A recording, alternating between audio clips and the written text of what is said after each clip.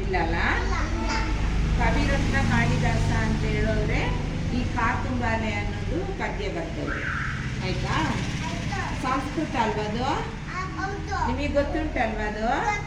ಆ ಪದ್ಯ ಗೊತ್ತುಂಟು ತಾನೇ? ಕಾತುಂಬಾಲೆ ಕಾಂಚನಮಲ್ಲ, ಅದು ಹೆಂಗೆ ಬಂತು ಅಂತ ಹೇಳ್ತೀನಿ, ಆಯ್ತಾ? ಅವರು ಒಂದು ರಾಜಂದು ಇದರಲ್ಲಿ ಆಸ್ಥಾನ ಕವಿಯಾಗಿದ್ರು ಸಭೆಯಲ್ಲಿ, ಆಯ್ತಾ? ಈ ಕಾಳಿದಾಸ ಹಂಗೆ ಕಿಚ್ಚಬಾರ್ದು, ಆಯ್ತು ಆಯ್ತು ಅಂತ, ಆಯ್ತಾ?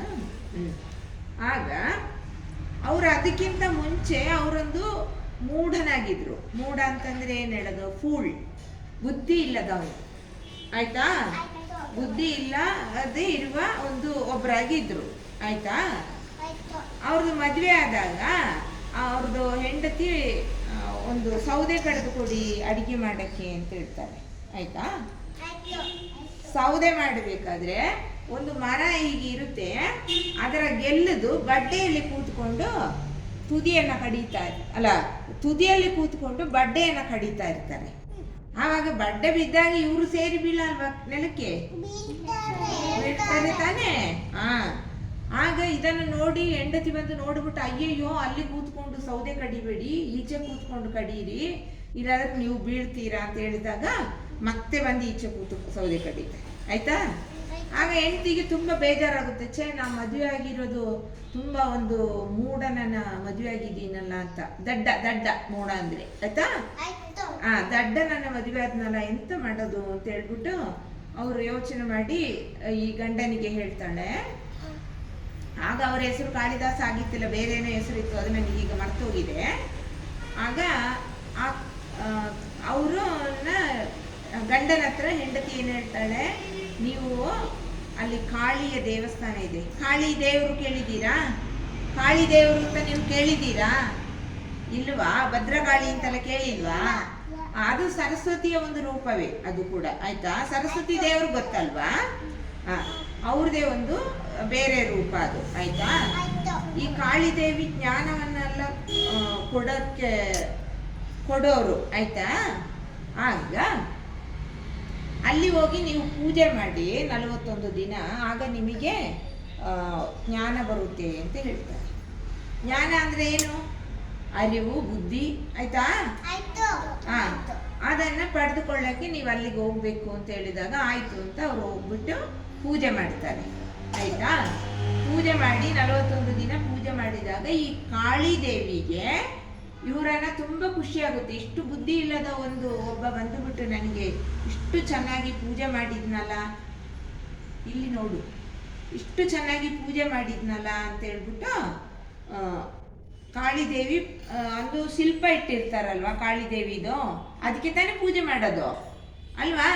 ನಾವೀಗ ದೇವಸ್ಥಾನದಲ್ಲಿ ಹೋದ್ರೆ ಅಲ್ಲೊಂದು ರೂಪ ಇಟ್ಟಿರ್ತಾರಲ್ಲ, ಶಿಲ್ಪ ದೇವರದು, ಅದಕ್ಕೆ ತಾನೇ ನಾವು ಕೈ ಮುಗಿದು ಬರೋದು. ಅದರಲ್ಲಿ ಒಂದು ದೈವಿಕತೆ ಇರುತ್ತೆ, ಆಯ್ತಾ? ಅದು ನಮಗೆ ಕಣ್ಣಿಗೆ ಕಾಣಲ್ಲ ಅಷ್ಟೇ, ಆಯ್ತಾ? ಅದು ಅನುಭವಿಸಲಿಕ್ಕೆ ಆಗುತ್ತೆ, ಆ ದೇವರಿದೆ ಅನ್ನೋದು. ಇಲ್ಲ ಅಂತಂದ್ರೆ ಬರೀ ಕಲ್ಲಾದ್ರೆ ನಾವು ಕೈ ಮುಗಿತೀವ? ದಾರಿಯಲ್ಲಿ ಎಷ್ಟು ಕಲ್ಲಿದೆ, ನಾವು ಅದಕ್ಕೆಲ್ಲ ಕೈ ಮುಗಿತೀವ? ಇಲ್ಲ ಅಲ್ವಾ? ಅವಾಗ ಆ ಸ್ಥಾನದಲ್ಲಿ ಇದ್ರೆ ಮಾತ್ರ ಅದಕ್ಕೆ ಬೆಲೆ ಇರೋದು, ಆ ಕಲ್ಲಿಗೆ.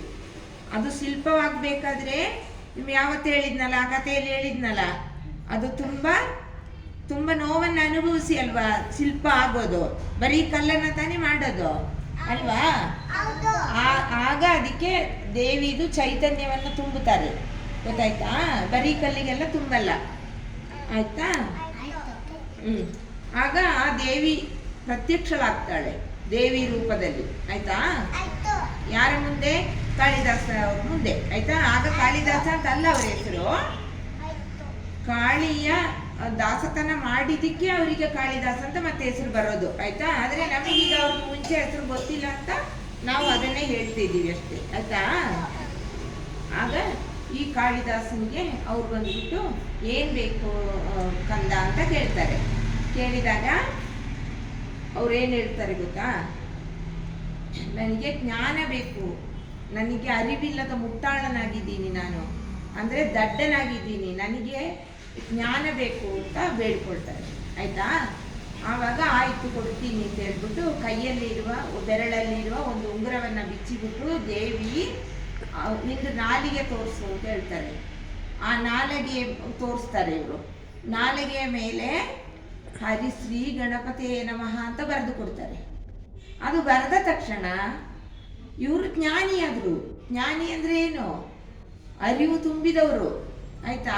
ಬುದ್ಧಿವಂತ ಆಯ್ತಾ? ಬುದ್ಧಿವಂತನಾದ್ರು ತಕ್ಷಣ, ಆಯ್ತಾ?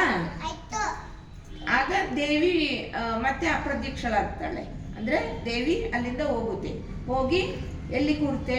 ಆ ಶಿಲ್ಪದೊಳಗಡೆ ಸೇರಿಕೊಳ್ಳುತ್ತೆ, ಆಯ್ತಾ? ಹಾಗೆ ಇವರು ಪೂಜೆ ಎಲ್ಲ ಮಾಡಿಬಿಟ್ಟು ಮನೆಗೆ ಬರ್ತಾರೆ. ಮತ್ತೆ ಸ್ವಲ್ಪ ದಿನ ಕಳೆದ ನಂತರ ಇವರು ಕವಿ ಕಾಳಿದಾಸ ಅಂತ ಆಯ್ತು. ಯಾಕಂದ್ರೆ ಇವರು ಬರೆಯೋ ಕವಿತೆ ಮತ್ತೆ ಮೇಘದೂತ್ ಅಂತೆಲ್ಲ ಇರುವ ಒಂದು ಇದೆಲ್ಲ ಇದೆ ಕೃತಿಗಳು, ಗೊತ್ತಾಯ್ತಾ? ಅದೆಲ್ಲ ಇವರು ಬರ್ದಿದ್ದು. ಅಭಿಜ್ಞಾನ ಶಾಕುಂತಳಂ ಅದೆಲ್ಲ ಇವರು ಬರ್ದಿದ್ದು, ಆಯ್ತಾ? ಮೌರ್ಯ ಅದೆಲ್ಲ ತುಂಬಾ ಪ್ರಸಿದ್ಧವಾದ ಕಥೆಗಳು, ಆಯ್ತಾ? ಆಗ ಇವರನ್ನ ಅಲ್ಲಿದು ರಾಜ ಆಸ್ಥಾನ ಕವಿಯಾಗಿ ಮಾಡಿಕೊಳ್ತಾರೆ, ಆಯ್ತಾ? ಕವಿರತ್ನ ಕಾಳಿದಾಸ ಅಂತ ಆಗ ಅವರಿಗೆ ಹೆಸರು ಬರೋದು, ಆಯ್ತಾ? ಕವಿರತ್ನ ಕಾಳಿದಾಸ ಅಂತ ಇಂತ ಆಗ್ಬಹುದಲ್ಲ. ಕವಿರತ್ನ ಕಾಳಿದಾಸ, ಆಯ್ತಾ? ಹಂಗೆ ಅವರು ಜ್ಞಾನಿ ಆದ್ರಲ್ವಾ. ನಮ್ದು ಪ್ಲೇ ಹೋಮಿಗೆನು ನಾನು ಹರಿಶ್ರೀ ಕಿಡ್ಸ್ ಪ್ಲೇ ಹೋಮ್ ಅಂತ ಇಟ್ಟಿದ್ದು. ಯಾಕೆ ಗೊತ್ತಾ? ಹರಿಶ್ರೀ ಅಂತ ಬರ್ದಾಗ ತಾನೇ ಅವರು ಜ್ಞಾನಿ ಆಗಿದ್ದು. ಹರಿಶ್ರೀಯಲ್ಲಿ ಬಂದು ನೀವು ಕಲ್ತಾಗ ನೀವುಗಳು ಕೂಡ ಅದೇ ತರ ಜ್ಞಾನಿಗಳಾಗ್ಬೇಕು. ಅದಕ್ಕೆ ನಮ್ದು ಪ್ಲೇ ಹೋಮ್ ಹೆಸರೇನು? ಹರಿಶ್ರೀ ಕಿಡ್ಸ್ ಪ್ಲೇ ಹೋಮ್. ಕಿಡ್ಸ್ ಅಂದ್ರೆ ಮಗುಗಳು, ನಿಮ್ದು ಪ್ಲೇ ಹೋಮ್, ಆಯ್ತಾ? ಹಂಗೆ ಹಾಗೆ ಅವರು ಒಂದು ದಿನ ಅದು ಮತ್ತೆ ಹೇಳೋಣ, ಆಯ್ತಾ? ಟೈಮ್ ಆಯ್ತು ಇವಾಗ. ಹಾಗೆ ಈ ಕವಿ ಆಗಿದ್ದು ಹೇಗೆ ಅವರು ಅಂತ ಈಗ ಗೊತ್ತಾಯ್ತಲ್ಲ ನಿಮಗೆ. ಅವರು ಕವಿರತ್ನ ಕಾಳಿದಾಸ ಆದ್ರು ಅಲ್ವಾ. ಅವರೊಂದು ಅರಿವನ್ನ ಪಡೆದುಕೊಳ್ಳಕ್ಕೆ 41 ದಿನ ಊಟ ತಿಂಡಿ ಇಲ್ಲದೆ ದೇವರ ಹತ್ರ ಕೂತು ಬೇಡಿದ್ರು, ಗೊತ್ತಾಯ್ತಾ? ಹಂಗಿರ್ಬೇಕು ನಾವು ಕೂಡ. ಹಂಗೆ ಹೋಗಿ ಬೇಡಕ್ಕೆ ಹೇಳಿಲ್ಲ. ನೀವೇನು ಅಲ್ಲಿ ಹೋಗಿ ಉಪವಾಸ ಕೂತು ಏನು ಮಾಡೋದು ಬೇಡ. ನಾವು ಹೇಳ್ಕೊಡೋದನ್ನ ನೀವು ಚೆನ್ನಾಗಿ ಕಲ್ತ್ರೆ ಸಾಕು. ನೀವು ಕವಿರತ್ನ ಕಾಳಿದಾಸನಿಗಿಂತಲೂ ದೊಡ್ಡ ಜ್ಞಾನಿಗಳಾಗ್ತೀರಾ. ಇಷ್ಟ ನಂಗೆ ಆಗಕ್ಕೆ? ಇಷ್ಟ ಅಲ್ವಾ? ಸರಿ, ಆಗ ಖುಷಿ ಆಯ್ತಾ ಕತೆ? ಕಾತುಂಬಾಲೆದು ಮತ್ತೆ ಹೇಳ್ಕೊಡ್ತೀನಿ, ಆಯ್ತಾ? ಸರಿ, ಸರಿ, ಕ್ಲಾಪ್ ಕೊಡಿ.